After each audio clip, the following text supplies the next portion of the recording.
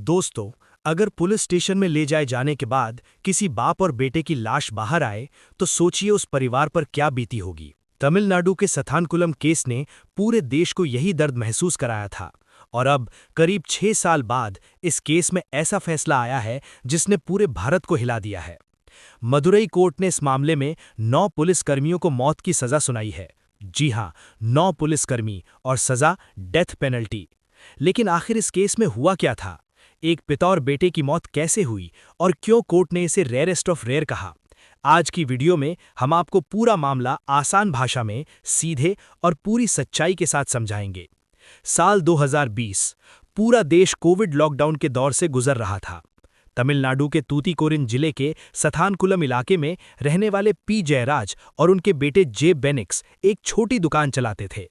आरोप लगा कि उन्होंने लॉकडाउन नियमों का उल्लंघन करते हुए दुकान तय समय से ज्यादा देर तक खुली रखी।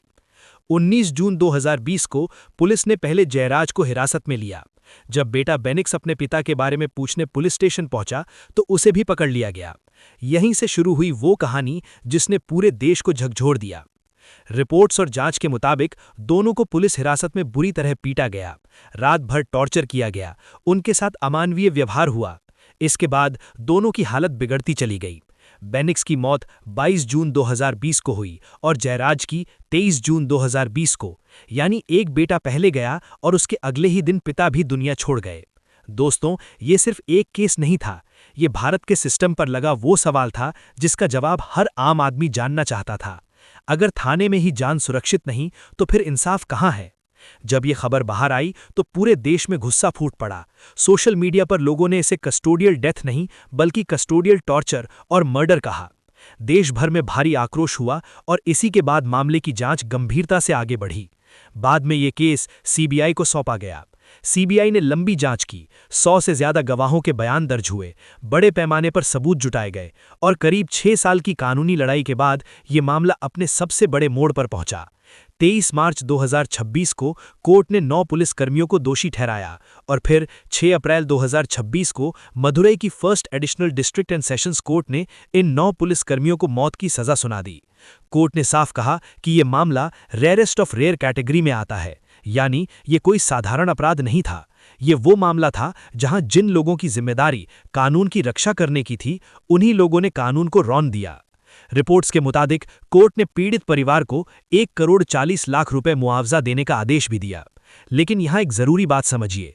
सोशल मीडिया पर कई लोग कह रहे हैं कि फैसला आते ही अब तुरंत फांसी होगी। ऐसा जरूरी नहीं है। भारत में मौत की सजा वाले मामलों में आगे हाई कोर्ट से पुष्टि और फिर अपील की कानूनी प्रक्रिया भी होती है। यानी फैसला बहुत बड़ा है, लेकिन कानूनी लड़ाई अभी आगे भी जा सकती है। फिर भी एक बात तय है, ये फैसला भारत में कस्टोडियल वायलेंस के खिलाफ सबसे बड़े संदेशों में से एक माना जा रहा है। दोस्तों, सथानकुलम केस ने हमें 3 कड़वी सच्चाइयां दिखाईं। पहली, एक छोटी सी बात जैसे दुकान देर तक खुली रहना किसी की जान लेने का कारण कभी नहीं हो सकती।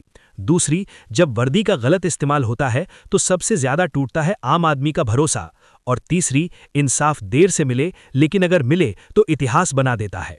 सथानकुलम केस सिर्फ तमिलनाडु का मामला नहीं है, ये हर उस भारतीय का मामला है जो कानून से डरना नहीं, कानून पर भरोसा करना चाहता है। आज जब 9 पुलिसकर्मियों को मौत की सजा सुनाई गई तो बहुत लोगों ने कहा justice delayed but not denied.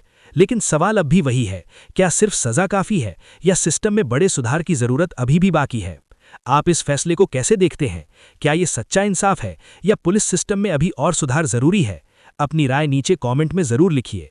अगर आप चाहते हैं कि ऐसी सच्ची, आसान और फैक्ट बेस्ड खबरें आपको मिलती रहें तो वीडियो को लाइक करें, चैनल को सब्सक्राइब करें और बेल आइकॉन दबा दें, क्योंकि यहाँ खबर सिर्फ बताई नहीं जाती, समझाई भी जाती है। जय हिंद।